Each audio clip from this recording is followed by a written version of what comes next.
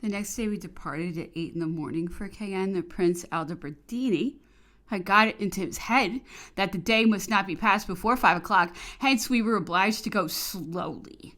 That I was seized with impatience. When that passed, it was succeeded by ennui. As in order to distract myself, I went on eating the whole day. This resulted in indigestion. Without the prince having any idea of all the annoyance he was causing, I think he would be readily consoled, for it is his habit to put everyone out of patience. I reached Bayeux too late to be able to see the tapestry of Queen Mathilde. We had only time to change horses and reached Cayenne at 10 o'clock. I left again at 8:30 the following day and took lunch at Le Sueur, in a very fine mansion. We left the old road between Marcheneuf and Brienne. Before arriving at this last little town, we passed through a charming district, after which the country became arid and the road hilly, until we reached a very beautiful wood. Farther on is a fairly steep hill from which the view is quite superb. The Seine flowed below on the left hand, having country houses and gardens on both sides of it, with hills beyond, while on the far horizon others still higher appeared. At the foot of these, the spires of the city of Rouen could be seen. Thus we arrived at Molineux, where we changed horses. I could not see as far as Rouen, for it became dark, but half a league from there we entered a fine illuminated avenue where the mayor was awaiting me. The road into Rouen was illuminated round the Pont de Bateau, and the boulevards were lit up in a charming fashion by a garland of lanterns from one line of trees to the other, with a crown on each tree. This made a delightful effect from the distance. I stayed with the prefect, Monsieur de Girardin, a pleasant man with very good manners. I was accommodated in the apartment of Madame Girardin, overlooking a small garden and the boulevards. The only drawback was the impossibility of sleeping there, owing to the noise in the street, which was terrible from 4 in the morning. Today I arose in a bad humor, having no news of the emperor. He is erratic. I realize he forgets me. It is only we women who love with constancy. Men are so frivolous, therefore one should not take it too seriously. Unfortunately, I'm not reasonable enough for that, but I shall punish him by not writing to him for a week. Then he will realize how pleasant it is. The weather has been glorious all day.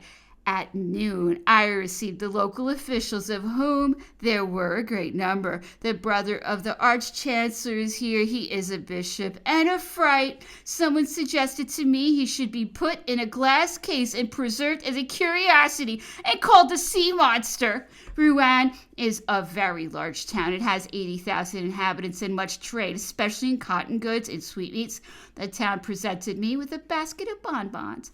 I went out at midday and visited the stone bridge the Empress having built, which will be very fine. It was commenced 2 years ago and will be completed in 8. It is a difficult undertaking because the water is 40 feet deep at this spot. I was also shown the plans for building quays and a burse which is to be erected on the bridge. More benefits from the emperor to his people. How then can they do otherwise than to cherish and adore him? From there I went to the valley of Deval, 3 leagues from Rouen, which is really delightful. It is very narrow and contains many country houses with delightful gardens. The wooded hills at either side belong to Monsieur Montal, chamberlain to the emperor, and one of the richest landed proprietors in this district. There are also many manufactures. I saw one very fine spinning mill which employs over 600 workers and spins 4,000 pounds weight of cotton a month. Many highly ingenious and quite new methods are employed, but I'm not sufficiently learned to explain them.